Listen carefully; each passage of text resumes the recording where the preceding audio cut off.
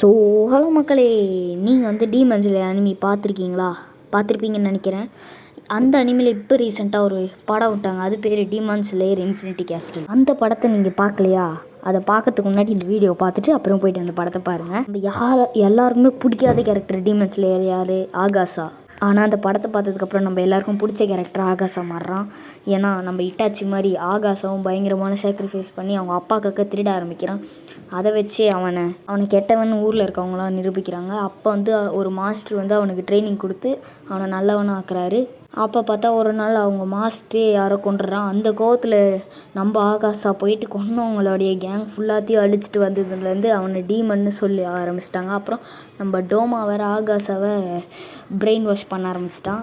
இதனால தான் ஆகாஷா வில்லனாக மாறி இருக்கான். ஆனால் நம்ம ஆகாஷா என்ன தான் வில்லனாக இருந்தாலும் அவனுடைய ஸ்டோரி ரொம்ப எமோஷனல். அதனால நம்ம ஆகாஷோடைய ஸ்டோரி ரொம்ப எமோஷ்னல். மறக்காமல் நீங்கள் இந்த சேனல் சப்ஸ்கிரைப் பண்ணுறீங்க. அப்புறம் என் பழைய சேனலில் போய்ட்டு சப்ஸ்கிரைப் பண்ணுறேங்க. பேர் கமெண்ட்டில் கொடுத்துருக்கேன். பாய் பாய்.